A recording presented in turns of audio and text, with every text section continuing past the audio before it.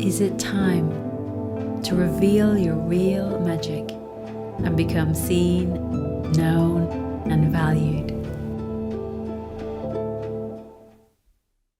So hello and welcome to today's Visionary Voices Poetry Dive. If you're here watching live, just type in hello, or if you're watching the replay, just put in replay. And so today, and if we haven't met before, hi, I am Rinek Aiken. I am deep dive visibility mentor who helps visionary leaders, coaches, transformation experts to shift their energy and show up with magnetic presence to step into their visibility and share their wisdom. So if that's you, you're in the right place. And today I want to talk about where spirit meets the bone, which is, what I mean by that is the deep, deep roots of our visibility blocks. And what I want to do today is share some poems to activate that, and also some stories about the difference that it makes when we can touch these deep places and transform them and really shift our energy at a core level. So if you haven't joined me for Poetry Dive before, I just want to invite you to, when I speak the poems, I'm speaking them, from a place of depth, to really allow them in as if it was the most beautiful music that was washing over you.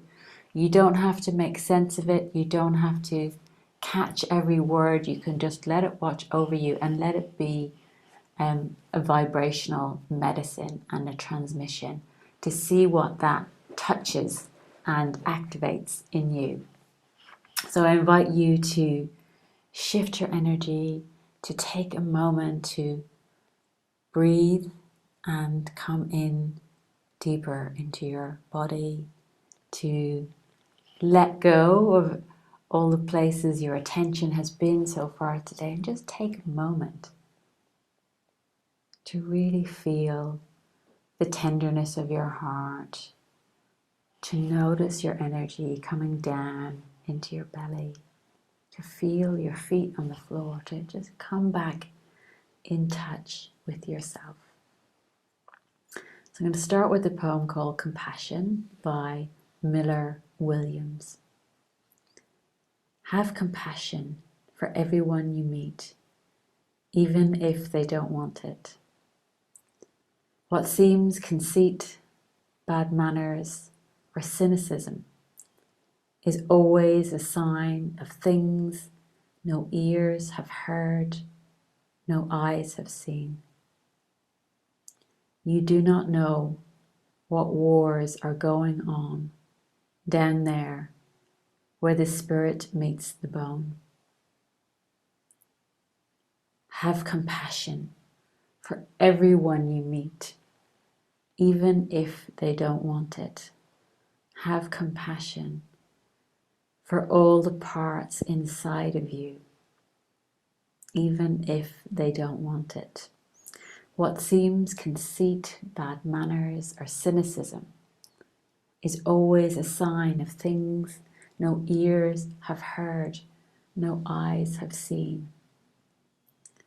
What seems like struggle or freeze, what seems like despair, what seems like struggles to step forward and shine, is always a sign of things no ears have heard, no eyes have seen. You do not know what wars are going on down there where the spirit meets the bone. So that's a poem called Compassion by Miller Williams. And just to, share some stories about this when you're, and hi, if you've just joined us, just say hello and put your name in the comments. I'd love to hear from you. We're talking today about down there where the spirit meets the bone. And this is the root of the visibility blocks. And with so many of the people I work with and my own experience is that there are deep, personal, collective, and ancestral visibility blocks that are deep in our subconscious. Hi, Nicola, lovely to have you here. And so when I touch on these places in myself and in my clients, and it might be a client I was working with recently, had an experience where she, had an experience of going for a role in her school when she was a teenager and helping all of her friends, get on the team as well and coaching them all. And they all got accepted and she didn't. And what she experienced, her interpretation of that, was a lot of shame, like a public shaming that everyone could see that she wasn't wanted, that she wasn't good enough. And it led to this, massive shutting down in her experience. And burying away. And there was this frozen part that was then very hard to step forward and shine and really let her beautiful enthusiasm and energies radiate in the world. When we're able to touch those parts and heal them, it makes a big difference. And I know, for myself, you need to, get in touch with this 4-year-old self who didn't feel seen or heard and always wants to shut the doors and keep the world out. And when we can touch those parts and melt them, it makes a huge difference. So the next poem, Nicola's saying, resonate with finding those frozen parts. Hi, Jackie, lovely to have you here as well. Yes, and so those frozen parts, really they show up as freezing in our daily life. So what they are, what's carried in our unconscious, is kind of what we end up acting out. So the next poem I want to share is a beautiful poem by Rainer Maria Rilke, translated by Kim Rose, and called The Departure of the Prodigal Son. Now to walk away from all this entanglement that is ours and yet does not belong to us, that, like the water in an old well, reflects us trembling and distorts who we are. Now to walk away from all this entanglement that is ours and yet does not belong to us, that, like the water in an old well, reflects us trembling and distorts who we are, that hooks us again and again like thorns. To walk away from this and that we long ago stopped seeing, so commonplace were they and so familiar. That hooks us again and again like thorns, to walk away from this and that we long ago stopped seeing. So commonplace were they and so familiar. Then to look back once and realize at last, tender, forgiving, as if for the first time, so close, to realize how impersonal is the suffering that comes to all of us, that fills childhood to the brim, that hooks us again and again like thorns, to walk away from this and that we long ago stopped seeing, so commonplace were there and so familiar. Then to look back once and realize at last, tender, forgiving, as if for the first time, so close, to realize how impersonal is the suffering that comes to all of us, that fills childhood to the brim. And then to walk away, rending hand from hand as if to reopen a wound and walk away. Where? Into the unknown, far into an unfamiliar, warm country that, whatever happens, remains indifferent as a backdrop, a garden or a wall, and walk away. Why? From mission, from zeal, impatience, dark expectations, from not knowing and being known. And then to walk away, rending hand from hand as if to reopen a wound, and walk away where? Into the unknown. And walk away. Why? From not knowing and being known. To take on all this, to let go all hope, to let fall whatever you may still be holding on to. Perhaps to die alone, not knowing why. To take on all this, to let go all hope, to let fall whatever you may still be holding on to. Perhaps to die alone, not knowing why. Is this the opening to a new life? So that's the departure of the prodigal son by Rainer Maria Rilke. And what I love about this poem is this all this, to walk away from all this entanglement that is ours and yet does not belong to us. That, like water in an old well, reflects us trembling and distorts who we are.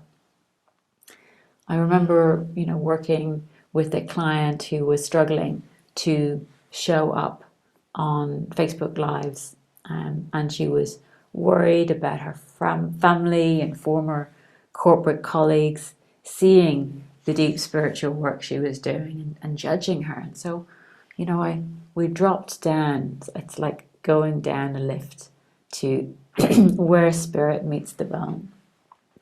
And she first contacted an experience of being bullied by a teacher at school who would punish her when she got the answers right.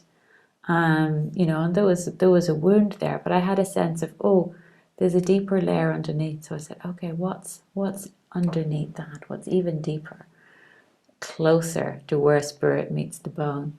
And then she contacted a memory of being a healer in her community and being betrayed and being burned at the stake.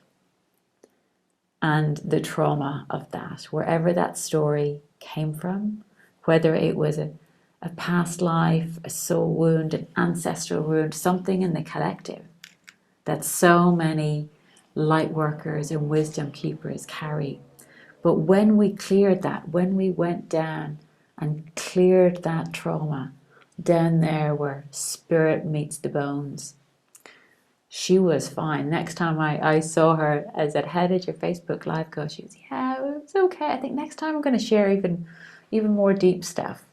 And from that moment on, she didn't have a problem with being seen because she had healed the deep soul and ancestral roots of the visibility blocks.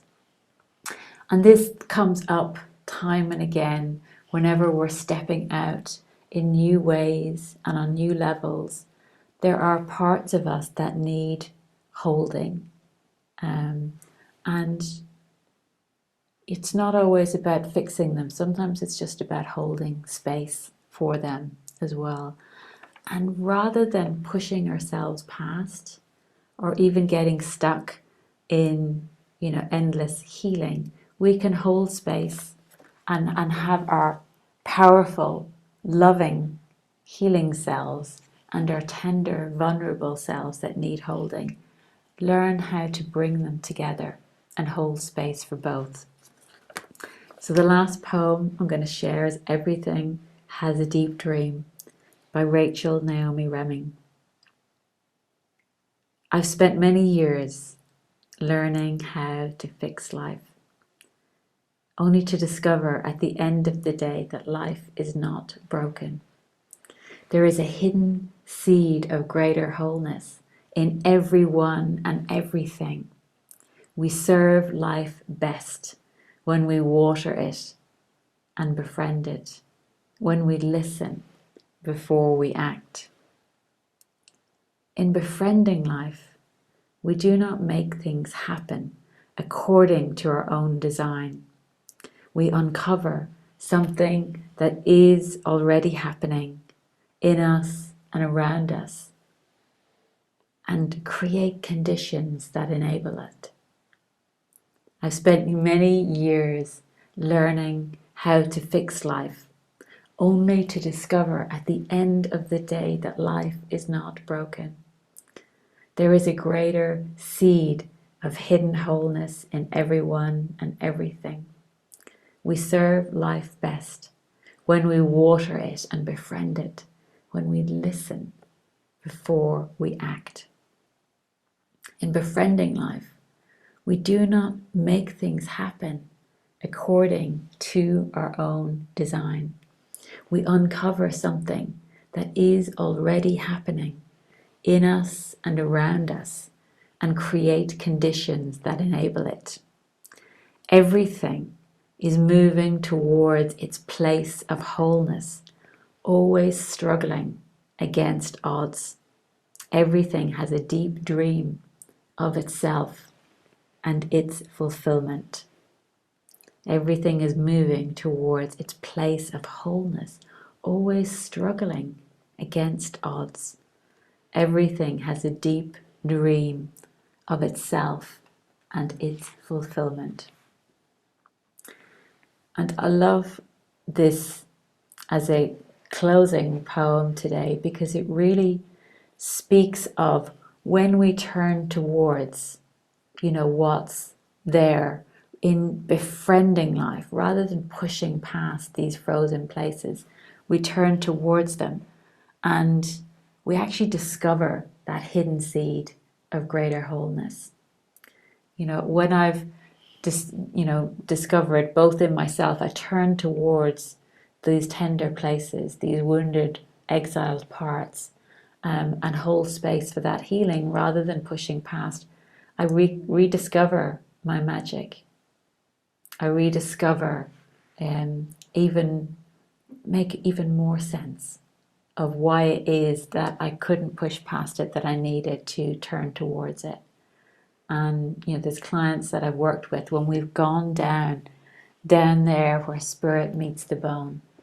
We reclaim parts that have been lost. There was one client where we did a deep witch wound healing, and after that her healing channels opened up. She was like, oh, I can put my hands on people and heal stuff. And she was like a really a finance professional, and didn't go there, and she was like, wow, something is coming up.